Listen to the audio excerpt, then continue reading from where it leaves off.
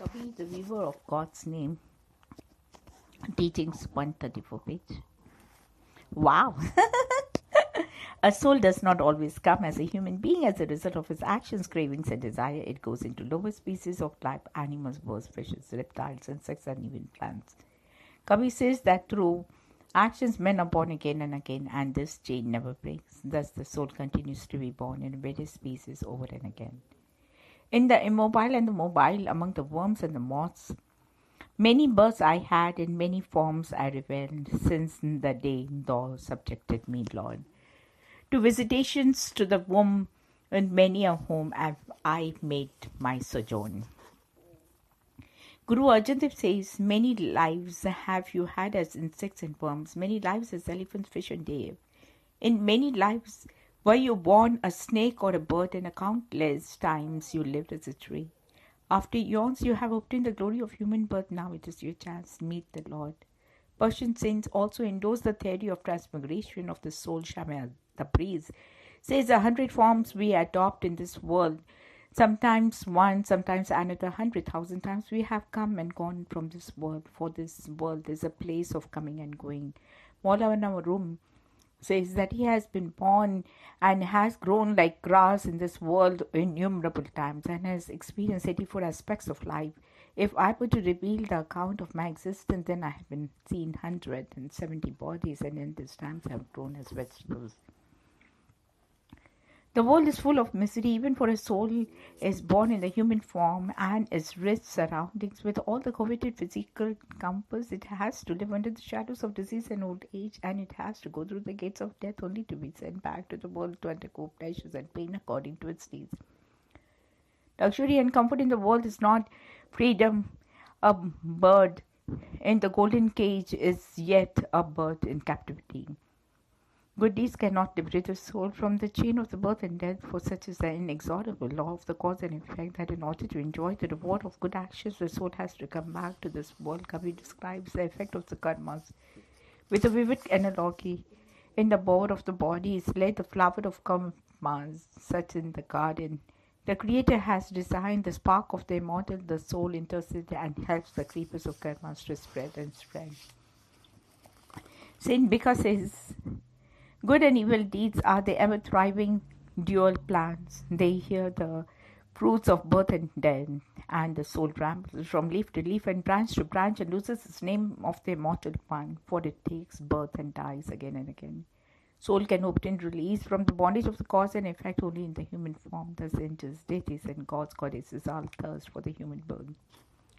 Kabir says that even gods long for the human form. Man has obtained such a precious body. Now he should keep himself engaged in devotion. This is his opportunity, his only chance to contemplate and realize God within his own body.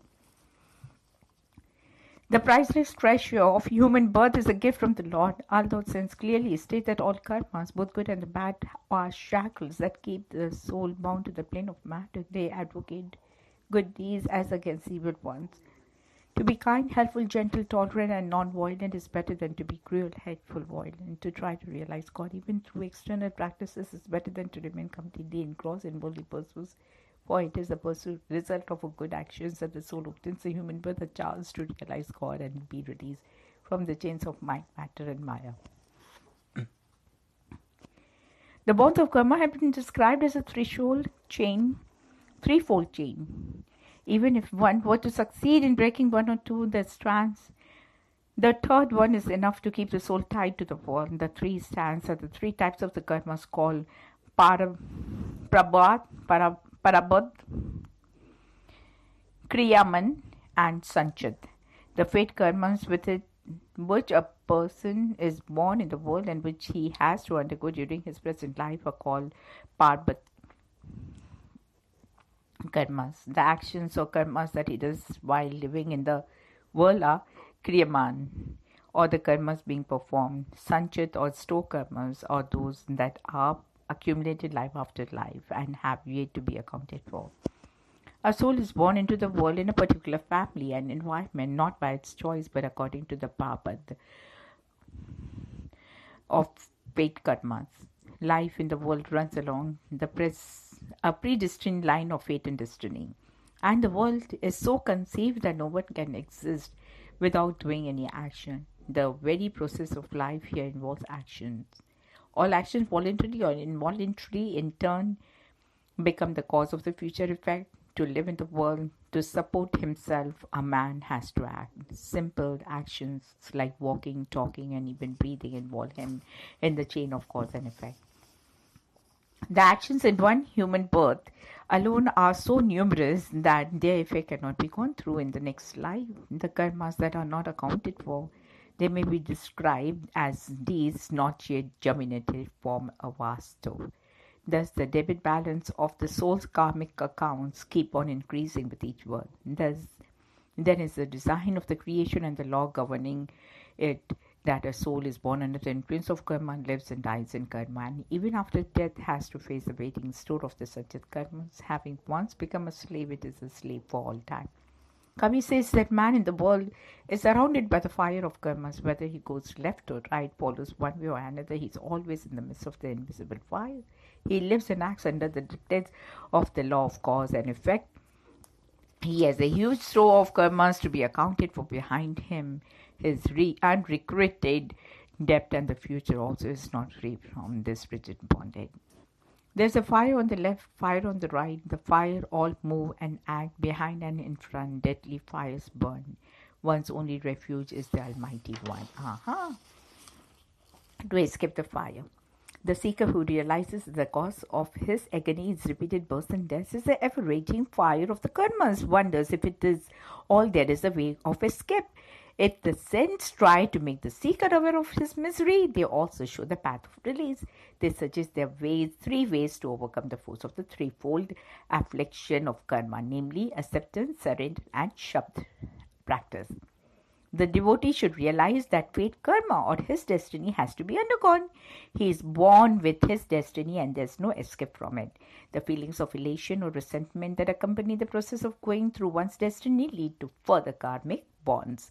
Attachment and hate, friendship and enmity, pride and resentment are strong feelings that gradually form grooves on the mind and in the course of the time become the cause of further effects. Saints therefore suggest that the devotee should accept his destiny and be happy, as also the unhappy events of his life, with a relaxed and detached attitude of mind. Whatever he is going through in this birth is the result of his own past actions and he has to endure it. The ups and downs of life are a part of the design of this world of duality, of happiness and misery, and pleasure and pain, of prosperity and penury, of life and death. If such is the world's pattern, and if there is no escape from the result of the previous actions, saints say, why not try to accept things gracefully as they come? All of these regions of cause and effect are created by the consent and the will of the Supreme Father. The devotee should therefore accept all the events and circumstances of life as the Lord's will. Kabir compares the human body to the pot made by the great potter. The pots are entirely at the potter's mercy. He can be put them in the open to face the sun and rain, or store them carefully within his house. He has molded them, he protects them from damage if he wants to, and breaks them if he so desires. The pots have no say. Kabir says that in the same way the Creator has fashioned the human body, he can protect it and destroy it at his will. Realizing this, the devotee should try to live as and how the potter keeps him. Living in God's will also includes doing one's duty in the world without getting involved in it and without bothering about the results of one's efforts. The devotees accept all that comes in life as the Lord's will and attends to his worldly obligations as the task allotted by him. This attitude strengthens his devotion and enables him to escape from the bondage of kriyaman karmas, from the fruits of his day and day actions. To attain patience and courage by accepting the hardships and affluence of life with equanimity is difficult. Even more so is the act in the world without feeling oneself to be the doer, that is, to eliminate I-ness from all actions. But this is the only way to live in the world of karmas and yet be karma-free, to act and be immune to the fruit of actions. Saints do not prescribe the impossible. The devotee can achieve this statement of detachment through the practice of Shabd, Naam, and the grace of the perfect Master. Kabir says that the happy and unhappy results of the previous good and the bad karmas will not decrease or increase even by a grain. Why should the devotee worry or become anxious, asking him to serve the sense and live according to their directions? Kabir says that this will release him from a million melodies in the future, and in this alone will the soul be forayed across the ocean with ease. The practice of Shabds gives his spiritual courage and strength to the disciple for going through his destiny with composure. Thus he goes through his parabha or fate karmas cheerfully and pays off the debt without incurring new commitments in the process. And he escapes the danger of acquiring new karmas by acting without involvement and attachment. Thus fate karmas are counted by going through them, and creating new karmas is avoiding through detachment and elimination of ego. Yet the sanchit or accumulated karmas still remain to be accounted for.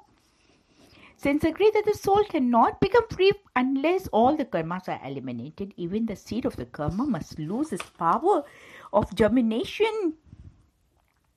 Kabir tells the devotee to give up the pride of high estate and lineage, give up unnecessary involvements, and look for the state of true freedom.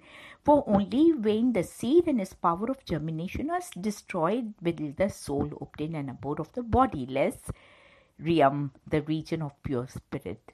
Saints tell the devotee that the way to destroy the vast store of accumulated karmas is the practice of Nam or Shabd. This is the only way to annihilate them. Ramanand declares the Guru's Shabd eradicates a million karmas. Guru Arjan Dev says that a million karmas are destroyed by repetition of Lord's name. Asking the disciple to undertake the practice of Shabd, Swamiji says, by the might of the Shabd, vanquish the negative power. Shabd will wipe out the groove of karmas. Shabd will carry you and merge you with the source of the Shabd. One obtains a human birth only after numerous incarnations in the circle of 84,100,000 species. It is therefore a precious and rare chance to meet the Lord, but such a design of this world that the moment a soul is born, it forgets its past miseries, and as a person grows up, the soul's natural inclination towards God is completely overshadowed by his attraction for worldly objects. Saints try to remind us of his misery and urge him to be rid of the bondage of karmas which is keeping him tied to the world. Kabir says, when you descended from the womb and landed into the world, with the first breath you forgot the Lord. O friend, now sing the praises of God. You wandered through the intricate foreheads of the 84 lakh species before coming into human frame. If you lose this chance, you will find neither shade nor shelter. Says Kabir, adore the Lord, adore him, who is never seen to come nor known to depart. The practice of Shabd is the only means of burning the huge haystack of accumulated karmas. All saints have repeatedly implored man to give his entire attention to Nam meditation. Rajab, a saint from Rajasthan, says, according to your own good and the bad deeds, you were born here. What you sowed is the same is going to reap. Why explain now? Why complain now? Why did you not adore the Lord earlier? Just as the shadow of the well never comes out of the well, so now Rajab says, keep your attention within, absorbed in the Lord. Kabir puts this in this direct way. Realize the one and only name and erase the stain of karmas. Then will the soul become immaculate. Then will it be free from the fear and pain. Is there no other way to erase this stain, no other practice to destroy the store of karmas and become pure? Kabir says, place your hope only in the name. One name. Discard all other hopes and expectations. Depending on other things will destroy you like a pawn on the chessboard. Saints say that except for the practice of Nam, whatever practice one undertakes further tightens the noose of karma. Guru Arjan Dev is emphatic on this point. Immediate practice you undertook, but whatever you did became heavy shackles on your feet. Even through a million means, you cannot be released. All cleverness, all ruses only make the load heavier. Serve the Lord with purity and love and arrive with honor in his court. Attachment to the world will bring the soul back to the world. Attachment to Shabd takes it back to the source of the Shabd. All saints point out the futility of worldly pursuit of love for the world and its objects and places. Kabir describes the world as a large stream where birds come together to spend the hours of the night and go their way at sunrise. As a weekly market, their people go to buy and sell their goods, to pay for off the debts of the past karmas, and in canoe once and return at sunset. As the savior, the waves of the karmas bring boats together, and after a while disperse them again, and stage Kabir, the soul is given a part according to these past days, and after playing the allotted roles makes its exit. Rajab says, one actor has performed his role and left, another dressed up for his part into the stage, and yet another, O Rajab, is on his way, such is the creator's play. Vakna, an advanced devotee of Zen Dhatu, like Kabir and other saints, says that the way to obtain release from the chain of the karmas is the master's grace and the disciple's devotion. Wandering endlessly through the maze of 84, I have at last arrived at your door. It is you who pointed out that God is a succor of the fallen and forlorn. If one is tied by man-made laws, one can pay the price and be released. But those born by the shackle of karmas can only be set free by you, my master, the beloved of the Lord. Kabir says that 1,000,000 karmas are destroyed in a moment when the devotee takes the master's shelter. Using the analogy of blacksmith, Kabir shows the way to it as the record of Sanchit and restore karmas. On the anvil of meditation, with your surat and needed as a pair of tongs, hit forcefully with the hammer of Nam and eradicate the groove of karmas. Who kill will be killed. All spiritual paths have a code of ethics. So does the path of the sense. It does not consist of external observances like fast, eating a special diet or particular days of the month, ritual charities of priests and other selected people. While the general principle of truthfulness, honesty, tolerance, kindness, and righteous conduct are some of the qualities coveted by the disciples of the saints, the devotee is also required to desist from partaking of non-vegetarian foods, alcohol, drugs, in fact, all types of intoxicants and anything containing them. He should lead an honest and morally pure life and give regular time to spiritual practice. Kindness, mercy, and love for all creatures is an essential part of spiritual practice. Cruelty, hatred, and killing for food and pleasure have no place on the path of the saints. Kabir asked the devotee to be merciful and kind to all, because from the tiny ant to the mighty elephant, all beings belong to God. Guru Nanak says, he who dies while living realizes everything and develops inner compassion for all. O Nanak, he obtains true glory who recognizes the Lord in all creatures. The devotee who recognizes the Lord in the entire creation can never think of hurting or harming any living being, let alone killing one. Sheikh Sadi says that a man devoid of feeling of mercy and kindness towards God's creatures is dead like a portrait on a wall. Hafiz also declares that if a person longs for a permanent abode in the heaven, he should be kind and contemplate to all God's beings. In the verse of the Guru Nanak, in all beings of the water, earth and the sky, here, there, everywhere resides the Lord. Guru Arjan Dev asked the devotee to practice truth, contentment and compassion, the essence of all pious deeds. The rays of divine love will not enter a hard and cruel heart. A person who harms others, kills God's creatures and devours them cannot be within the merge with Shabd. Guru Arjan Dev points out that humility and mercy are essential if the devotee is to go back to his original home and become one with God. Become the dust of everyone's feet and merge in the Lord. Do not cause pain to any creature. Go back to your home with honor. Guru Nanak, in his hymn on the days of the fourth night, advises devotees to enthrone the one of their hearts and give up killing, selfishness, and attachment. Kabir strongly criticizes the priests and mullahs who advocate killing and meat eating and even prescribes it on religious grounds. To the Pandits and Hindu priests, he says, O Pandit, what evil ways you have adopted? You kill living creatures and call it petty? Then tell me, what will you term impetty? You call one another holy men? What then will you call the butchers? to the mullahs, Kabir says, you voluntarily slaughter innocent animal and claim to be halal in keeping with the canons of the creed.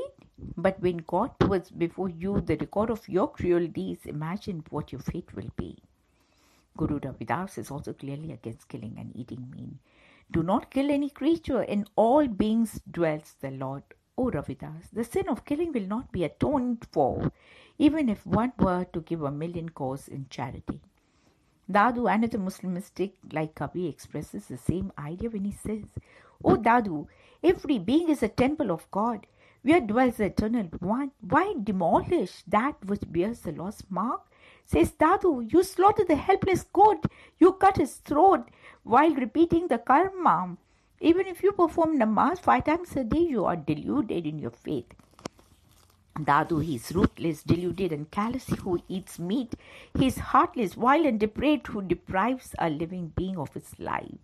Tulsi Sahib of the Hadras refers to Kabir, Guru Nanak and other saints while advocating a vegetarian diet. The fowler catches birds to eat in the same way will Yama catch and torment him. All who eat fish and meat will be seized by Kal, the ruthless butcher. They who eat meat are of no worth. If you don't believe me, read the verse of the Nanak and Kabir, of Dadu and Darya, and of all the other saints. Nanak among the saints is truly great. Whatever he said is true. Through the Shabd practice, he reached the supreme abode and himself became the boundless and supreme. Tulsi bowed to him, declares, Nanak Sahib was extremely kind and compassionate. He never praised killing God's creatures. O Tulsi, all meat eating is a result of men's craving for taste and their selfishness. For the sake of this parrot and the lust of the tongue, men advocate eating meat. I tell you again, in his writing, Nanak does not order eating meat. The saints insistent on a vegetarian diet is based on the law of karma. According to the saints, those who kill will in turn be killed. Who make the living their food will one day become food for others. Such is the process of cause and effect, that every debt has to be paid. The account of every good has to be cleared. In the court of retribution, there is neither any mercy nor any appeal. Wajid, the Muslim mystic of Rajasthan, says, in the law's court petition, the god, the Kasi seized me and dragged me. He stuffed my head. He severed my head in return, O Lord. Let his head be cut off. Justice over will indeed be rendered, both to the strong and the weak. Kabir also says that those who take hemp, fish, wine will go to hell in spite of all their fast pilgrimages and numerous pious deeds. Darya Sahib of the Bihar expresses this thought when he declares, he who desists from killing, even from hurting other creatures, that devotee is dear to Allah. He who kills living beings and who eats meat heads sins toward the gates of hell. Like your own life is life dear to every being. Do not kill. Do not take intoxicants. Discard your ego, your claims to superiority. Kabir is severe in his denunciation of the meat eater, whom he calls a demon in human form. Those who kill will in turn be killed, whether they kill for food or for sport. Meat is the food of dogs, not his who's blessed with a human form. Advisable people to eat grains and vegetables, Kabir says. Who eat grains is a man, who eats meat a dog, who renders a living being dead is a devil incarnate. Saint Malak Das says, the pain of all is the same, but the fool does not realize it. When even a prick of the thorn hurts, why should men cut the throats of the animal for their food? Baltu says, with those who hurt God's creatures are kafirs and heretics. In all beings, life is the same. Within all dwells the one and no other. O Maulvi, it does not become you to kill the living beings. Why do you deprive them of life? Why do you sin? Says Baltu, he is a kafir who is cruel and heartless. Learning and knowledge of scriptures is of no consequence if the scholar is hard-hearted and cruel. Non-violence, compassion, and the merciful heart are of greater value on the path of God realization than intellectual knowledge and analytical excellence. Kabir asks, if a person is devoid of mercy and kindness and yet boasts of vast learning, he will go to hell in spite of his knowledge even of sense. works. Dhanidas expresses the same idea with Kabi like acuity. They who eat meat and at the same time boast of their knowledge are like a naked woman trying to veil her face. Seeing them, Dhani feels ashamed. The religious which propagates killing and meat eating is deluding its followers. Kabi calls all such religions irreligious and petty. They profound and petty. Ritual sacrifices of goats, of cows and horses, human beings are acts of impiety, which is the Vedas and the scriptures teach. As noble and pious deeds, Kabi acts of violence, of killing the living, while pile a heavy load of sins on man's head. Not one has ever reached heaven, nor ever will through such heinous deeds, even if the scriptures praise them and preach. Intoxicants. Another important aspect of the path of abstinence from all types of alcoholic drinks and other intoxicants, Kavi says, O wise ones, consider the curse of wine, the part with money. You part with money that will effort you earn in order to turn from man into beast. Intoxicants degrade a man to the level of a beast. They deaden his sensitivity to noble qualities and cripple his willpower. Besides being a social evil, they are a great hindrance on the spiritual path. The practice of taking intoxicants unsettles the poise of the mind, and it starts relishing the false feeling of elevation produced by them. It becomes difficult to divert the mind's attention from these pleasures and turn it inwards. When they become a habit, intoxicants, like all habits, turn the mind into a slave. Even if they do not become a habit, they draw the mind into physical pleasures and obstruct the devotee's efforts to withdraw it to the eye center. The aim of meditation is to take the mind to the subtle region of the spiritual bliss, whereas intoxicants keep it involved in and tied to the gross world. They land the mind in the world of the make-believe, while the devotee's object is to go within and experience reality. Saints always warn against the evil of intoxicants. Nevertheless, alcohol is advocated by some religions as a ritual necessary.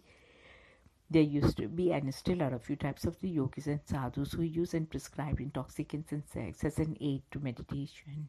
In medieval days, such people were called sakats, and the saints like Kabir, Guru Nanak, Ravidas and Dad, who strongly denounced them as charlatans who seek to gratify their low desire in the name of spirituality. Kabir says, O Kabir, a swine is better than a sakat, for it keeps the village clean. When the wretched sakat dies, no one takes his name.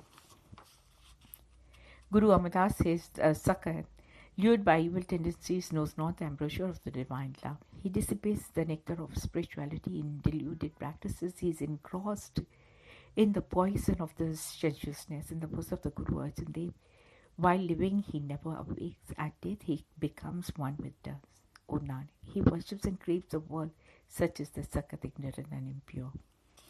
Saint Ravidas says that even if wine were to be made out of the holy pure waters of the Ganga, the man of God would not touch it. Intoxicants are an obstacle to the seeker's effort to realize God.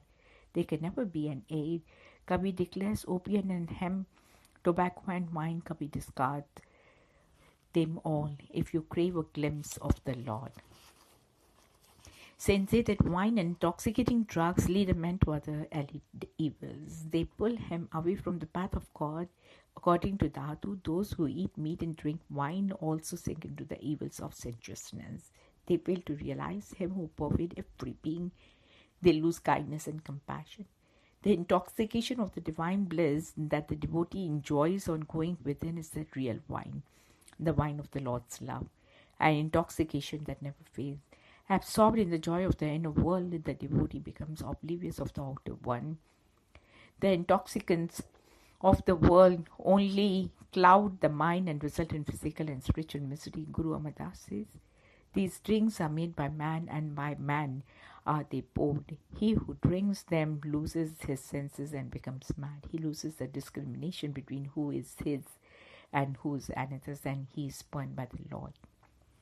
He drinks and forgets his master and receives punishment from the court. Never drink the vicious wine if you long for an abode in the beyond.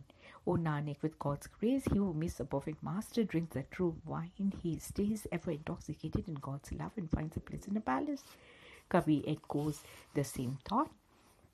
And Kabir is intoxicated with Naam, not with wine, nor with drugs.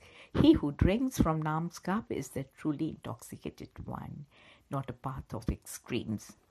A pure life and a moral conduct are of prime importance on the path of the sense. But mystics do not ask their disciples to adopt celibacy, nor to leave family and children.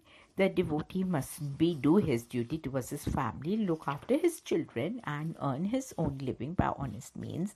His involvement in the worldly relationship should, however, be limited to the fulfillment of his duties and obligations, and not carried so far as to become an obsession.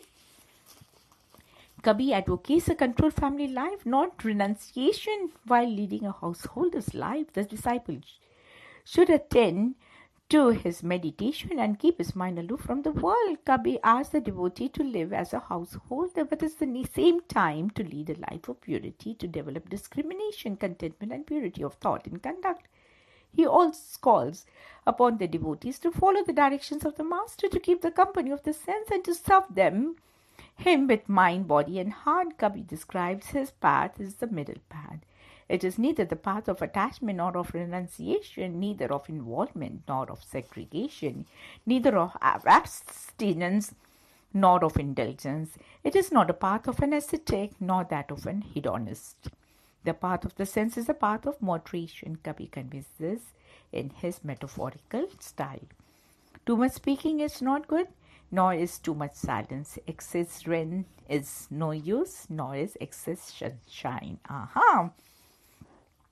Saints impress upon the disciple to live in the world but not belong to it. He should be like the lotus flower who is born in the water, grows in water, lives in water, yet remains dry, not like a waterfowl which stays in water, eats in water, but flies away with dry wings. Living thus in the world, the devotee will cross the ocean of phenomenon through the practice of Shabd. Guru Nanak says, as the lotus lives in water untouched by it, as the waterfowl flows in the river but remains dry, so live and cross the ocean of the world by joining your soul to Shabd. Such is the glory of the Naam, O Nanak. Under the heading The Middle Path, Dadu praises Kabir and also recommends his way. In between was the manner of Kabir, which those attachment to the one or to the other cannot adopt. They may try but will land again on the earth, as do the deer after their long leaps. The ways of the Kabir's life was extremely hard to adopt, yet he crossed the firmaments and gained union with the one where Karl cannot fling his snake. Dadu neither stay at home nor retreats to forests, nor does he modify his body within himself. He controls his mind as the Master has taught. Kabir says that those who adopt the middle path swim across in no time. Those who go to the one extreme or the other sink in the ocean of the world. O Kabir, remain aloof from the two, stick to the one middle path.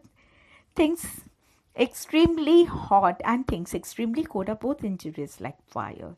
Since enjoin upon the devotee to remain detached in the midst of the attachments. For physical renunciation is meaningless as long as the mind is not weaned from worldly attachments and sense pleasure. Speaking of the true devotee, Kabir says, in his song there is a note of melancholy, and in his sighs there is a music. The devotee living in the family is a recluse within, while the minds of those who have renounced the world dwells in the family. That is, while apparently involved in the world, the true devotee constantly feels the pain of the separation from the beloved. In his weeping of the beloved, there is music, because the sorrows of the world do not affect his inner happiness and tranquility. This inner detachment comes through spiritual practice as the mind begins to become still and turn inwards. It starts enjoying the taste of the divine melody. It then automatically becomes detached from the worldly possessions, family and friends in a natural and simple process, being a gradual transformation effected by the devotee's inner spiritual experiences. Detachment in the path of the sense is the sequel of attachment to the Master and the Lord. It is not a form of the forced renunciation and escape from worldly responsibilities, nor is it a deliberate denial of the world, its objects and pleasures. Guru Nanak says, the Manmukh gives up his own home In a fit of detachment and starts begging at others' doors. He evades his duties towards his family and without meeting a Sadguru is trapped in the eddies of delusion. He roams from land to land and tires himself by reading scriptures, but his cravings increase all the more. He forgets that the body is as frail as the ball of clay and fills his belly like a beast, having left his own wife. Assailed by lust, his mind dwells on others. He is a real detached one who serves and adores the master and banishes ego from his mind.